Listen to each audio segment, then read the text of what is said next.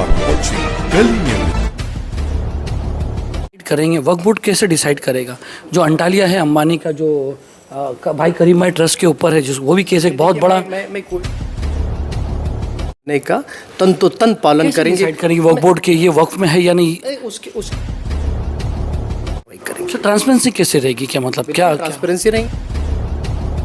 As a chairman बहुत सारी वक्फ की कमियां हैं, जो एक सब में बड़ी कमियां हैं कि मुंबई जैसे शहर में उनकी ऑफिस कई सालों से नहीं है, अभी ऑफिस के लिए उनको लेस स्टाफ है। सही, आप बिल्कुल वो गंभीर आरोप वक्फ बोर्ड पे हमेशा लगता है कि वक्फ बोर्ड की जो नीचे से लेके ऊपर तक बहुत करप्शन है। इसको कैसे सुना है कि कुछ एक कॉपी का जेरोक्स हो, वहाँ पर आपके लोग 40 रुपए लेते हैं कंपाउंड, वो तो खैर बहुत छोटी बात है, नोटिस कैसे भी निकल जाती है। देखिए आपको बताना चाहता हूँ कि जो सर्टिफाइड कॉपी दे, एक और बात है कि बिल्डर के जो ज़मीनों पर जो है 20-20 माले 25-25 माले बन जाते हैं वक्फ बोर्ड का, उसमें वक्फ बोर्ड की क्या भूमिका रहती है? अगर किसी ने वक्फ की प्रॉपर्टी वक्फ के परमिशन के बिना रीडेवलपमेंट या डेवलपमेंट करने का काम किया है तो उसके ऊपर हम कार्रवाई करेंगे। और हमने कार्रवाई हर जगह तो हो रही है, हर बिल्डिंग हो रही है, जहाँ भी कंप्लेन आई है मैं आपको लिस्ट भेज दूँ। अगर आपके सुनिए आपके पास है तो आप भी दीजिए, हम कार्रवाई। सर आप लोग के पास तो सभी रहता है ना सर, आपको मालूम है कि आपकी ये प्रॉपर्टी लिस्टेड है जो सर्वे में आई हुई है, वो प्रॉपर्टी की पोजीशन क्या है? हम कार्रवाई। सर कंप्लेंट का कोई जवाब नहीं, आरटीआई का कोई जवाब नहीं, एक लाखों करोड़ों का बोर्ड है जो है, अभी बीसीसीआई ले लो, इतना करोड़पति बोर्ड है कि क्या बोलेंगे।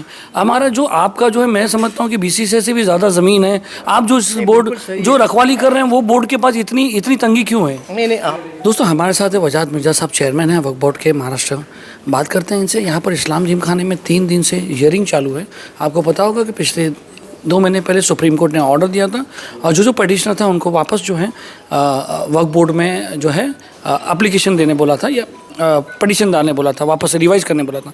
बात करते हैं वजाद जी, क्या चल रहा है 3 दिन से यहाँ पर? आपने बिल्कुल सही कहा कि माननीय सर्वोच्च न्यायालय ने, सुप्रीम कोर्ट ने एक डिसीजन दिया था कि बहुत से लोग सुप्रीम कोर्ट में और हाई कोर्ट में गए थे, उसके बाद में सुप्रीम कोर्ट में वक्फ बोर्ड गया था कि कौन से इंस्टीट्यूट्स वक्फ है, नहीं बहुत से इंस्टीट्यूट का ऐसा मानना है कि वो वक्फ नहीं है। तो माननीय सर्वोच्च न्यायालय ने ये निर्णय दिया है कि ये डिसाइड वक्फ बोर्ड करे और उसी के तहत करीब 180-90 मैटर है जो वक्फ बोर्ड के सामने है। इसकी हम हेयरिंग ले रहे हैं, रोज़ 20 हेयरिंग ले रहे हैं। कल 20 हेयरिंग हुई, आज 20 हेयरिंग हुई और आने वाले 2 दिन में और 20-20 से 80 हेयरिंग हम लेने जा रहे हैं। इससे पहले भी पिछले महीने में हमने औरंगाबाद में कुछ हेयरिंग ली। बोर्ड को ये डिसाइड करना है, हम उनके सारे डॉक्यूमेंट चेक कर रहे हैं। माननीय सर्वोच्च न्यायालय के निर्देश के अनुसार ये सारी हेयरिंग हो रही है और जल्द से जल्द 6 महीने के अंदर हमको इसको डिस्पोज करना है। तो इंशाअल्लाह ताला हम कोशिश करेंगे कि 6 महीने जो सुप्रीम कोर्ट ने जजमेंट दिया उसके अनुसार हम कार्रवाई करेंगे। वजाद भाई कैसे डिसाइड करेंगे, वक्फ बोर्ड कैसे डिसाइड करेगा? जो अंटालिया है अंबानी का, जो भाई करीम भाई ट्रस्ट के ऊपर है, जिस वो भी केस एक बहुत बड़ा। मैं कोई भी इंडिविजुअल केस का नाम बिल्कुल नहीं लेना चाहूँगा। हमारे लिए सवाल वही आ रहा है, हमारे लिए सब केसेस एक जैसे हैं। हम माननीय सर्वोच्च न्यायालय के निर्णय का तन पालन करेंगे। वक्फ बोर्ड के ये वक्फ में है या नहीं, उसके सुप्रीम कोर्ट के वक्फ एक्ट में कुछ गाइडलाइंस दिए हुए हैं, वो गाइडलाइन के तहत हम डिसाइड करेंगे। इसके बारे में मैं आपको अभी नहीं बोल सकता पब्लिकली, लेकिन जो वक्फ का 1995 का एक्ट है उसमें साफ साफ लिखा हुआ है कि किस तरह से डिसाइड किया जाए, उसको मद्देनज़र रखते हुए और माननीय सर्वोच्च न्यायालय के गाइडलाइंस को मद्देनज़र रखते हुए हम काम करेंगे। सर वही तो बात कर रही है, अगर जब 1955 का ऑर्डर है या 65 का ऑर्डर है, उसके बाद भी 20-20 साल लग रहे हैं कोर्ट में, वक्फ प्रॉपर्टी किसकी है यही ये मैटर सारे अभी बोर्ड के सामने हैं, ये हेयरिंग चल रही है। इसके बारे में मैं कुछ नहीं कहूँगा, बस इतना ही कहूँगा कि माननीय सर्वोच्च न्यायालय के निर्णय का हम तंतोतंत पालन करेंगे और वो वक्फ के कानून में जो भी प्रोविजन है उसके तहत हम कार्रवाई करेंगे। सर ट्रांसपेरेंसी कैसे रहेगी? क्या मतलब क्या ट्रांसपेरेंसी रहेंगी? हम तो हमारा पूरा बोर्ड बहुत सक्षम है और हम पूरा उसमें मेहनत कर रहे हैं। और जो भी कानून के हिसाब से, वक्फ कानून के हिसाब से कार्रवाई होंगी, आपको यकीन दिलाता हूँ। सर आप एज अ चेयरमैन बहुत सारी वक्फ की कमियां हैं, जो एक सब में बड़ी कमियां हैं कि मुंबई जैसे शहर में उनकी ऑफिस कई सालों से नहीं है, अभी ऑफिस के लिए उनको लेस स्टाफ है। सही, आप बिल्कुल सही कहा आपने कि हमारे पास स्टाफ की कमी है, लेकिन अभी आपको बताना चाहता हूं कि पिछले साल हमको 170 जगह भरने की परमिशन महाराष्ट्र स्टेट गवर्नमेंट ने दी है और उसी के तहत हम कार्रवाई कर रहे हैं। इंशाअल्लाह ताला मैं समझता हूं महीने 1.5 महीने में हमारे पास 80-90 स्टाफ हम भर लेंगे और बचा हुआ भी स्टाफ हम आने वाले 3 महीने में इंशाअल्लाह भर देंगे। और साथ ही साथ आपने जो ऑफ़िस का कहा, मुंबई में भी हमने ऑफ़िस आइडेंटिफाई किया है। बहुत जल्द रीजनल वक्फ ऑफिस जो मुंबई के क्रॉफर्ड मार्केट एरिया में, हम उसको नई जगह में शिफ्ट करने के लिए कोशिश कर रहे हैं और जल्द हो जाएंगे। एक बहुत ही गंभीर आरोप वक्फ बोर्ड पर हमेशा लगता है कि वक्फ बोर्ड के जो नीचे से लेके ऊपर तक बहुत करप्शन है। इसको कैसे आप समझ लेते हो? नहीं, देखिए मैं ये नहीं कहता मैंने सुना है कि कुछ एक कॉपी का जेरोक्स वहाँ पर आपके लोग 40 रुपये लेते हैं कंपाउंड, वो तो खैर बहुत छोटी बात है, नोटिस कैसे भी निकल जाती है। देखिए आपको बताना चाहता हूँ कि जो सर्टिफाइड कॉपी देना है उसमें गवर्नमेंट के कुछ गाइडलाइंस है, उसके तहत सर्टिफाइड कॉपी देते हैं।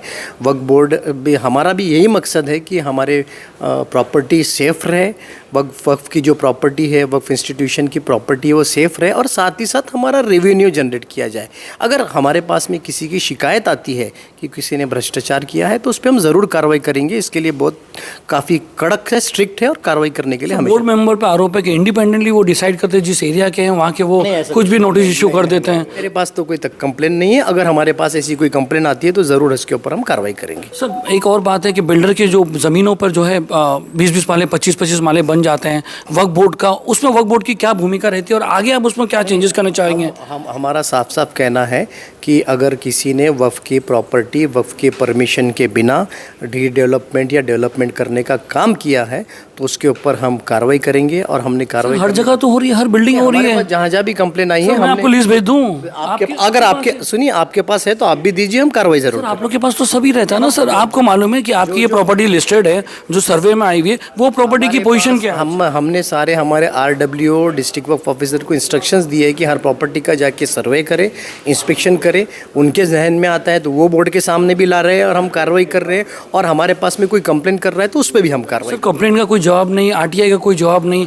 मैं चाहता हूं कि वजाज सर जो है, वजाज सर आने के बाद थोड़ा सा इंटरनेट आज हाई कोर्ट लाइव है, सुप्रीम कोर्ट लाइव है, तो वजाज सर ऐसे क्या प्लानिंग करेंगे आपके टर्म में? बिल्कुल सही कहा आपने कि अभी हम प्लानिंग करने जा रहे हैं कि हमारा जो रजिस्ट्रेशन का मामला रहता था, अभी तक समझ लो बॉम्बे वाले को या नागपुर वाले को, गोंदिया वाले को भी औरंगाबाद जाके रजिस्ट्रेशन के कागजात सबमिट करना पड़ता था।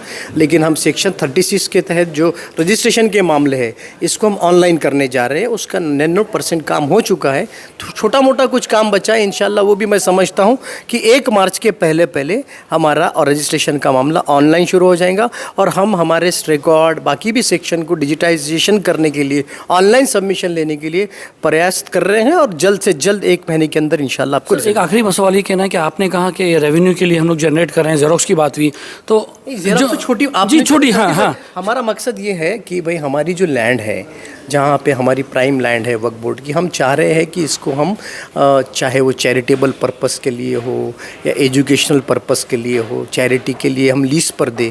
इससे होगा वो लैंड भी हमारी सिक्योर्ड रहेंगी और साथ ही साथ बोर्ड को रेवेन्यू भी आएगा। बोर्ड 1 लाखों करोड़ों का बोर्ड है जो है, अभी BCCI ले लो, इतना करोड़पति बोर्ड है कि क्या बोलेंगे। हमारा जो आपका जो है, मैं समझता हूँ कि BCCI से भी ज़्यादा ज़मीन है। आप जो बोर्ड जो रखवाली कर रहे हैं वो बोर्ड के पास इतनी तंगी क्यों है? नहीं, आपने सही कहा कि देखिए जब से हम लोगों का यही प्रयास थे, अभी तक जो काम नहीं हुआ, इनक्रोचमेंट हो, कोई वक्त की प्रॉपर्टी भी किसी ने इनक्रोचमेंट किया है उसको हटाने का हम काम कर रहे हैं। FIR हम कर रहे हैं जिसमें कई आला अधिकारी के ऊपर भी FIR करने के, जैसे बीड में FIR हुई, ऐसे करीब पिछले साल 1.5 साल में हमने 22-23 FIR की है। और जो भी इनक्रोचमेंट कर रहे हैं हम उनको बिल्कुल नहीं छोड़ेंगे और वो ज़मीन अपने ताबे में लेके उसको किसी को चैरिटी पर्पस के लिए, एजुकेशन पर्पस के लिए, कोई भी वक्फ लीज के रूल में जो प्रोविज़न है उसके हिसाब से लीज पे दे के बोर्ड अपना रेवेन्यू बढ़ाने की पूरी कोशिश कर रही है। जी बहुत बहुत शुक्रिया, बहुत बहुत शुक्रिया।